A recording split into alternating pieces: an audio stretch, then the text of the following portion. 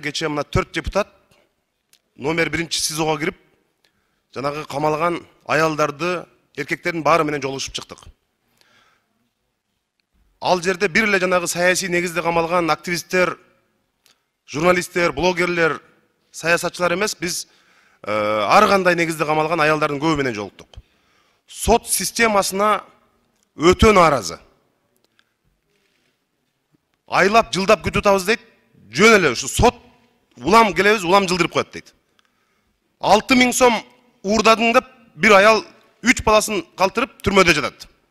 Сотум болбой атат дейт. 6000 сом. Мен уурдаган эмесмин дейт. Бирок ошо 6000 сом уурдадың деп туруп, ушул жерге камап, мына жерде сызда отурам дейт. Түрмөлөрдө кече кыдырып чыктык, мына акыбал ушундай. Экинчиден жанагы кемпир абадты коргоо комитети деп камалгандардын баары бир добуштан айтышты. Биз эч кандай башаламандыкка үндөгөн эмеспиз. Ызы чууга үндөгөн эмеспиз. Болгону оюбузду билдирген тынч жыйындарды өткөрүүнү гана пландаганбыз дейт. Атай Бейшенбек деген жигит менен жолуктук. Аларга басып да барган эмесмин дейт. Телефондон да сүйлөшкөн эмесмин, интернеттен да сүйлөшкөн эмесмин. Жөн эле мен апарып, Facebook'та пост жазган үчүн апарып камап койду дейт. Мына ушундай жагдайда камалып отургандарды сот, мына шаардык сотто адилеттүү карап, саясий чыңалууга алып барбастан ушулардын баарын бошотуш керек.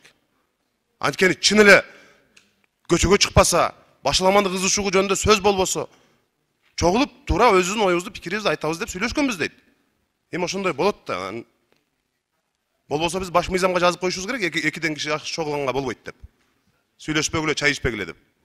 Биринчи бетине. Эми ошондой кылбаш үчүн бирок ошол жерде жаза аткаруу кызматынын кызматкерлеринин сылык мамилесине эч кандай коркутуу, үрктүү, басым кысым жок экенин адилеттүүлүк үчүн айтып коюшубуз керек.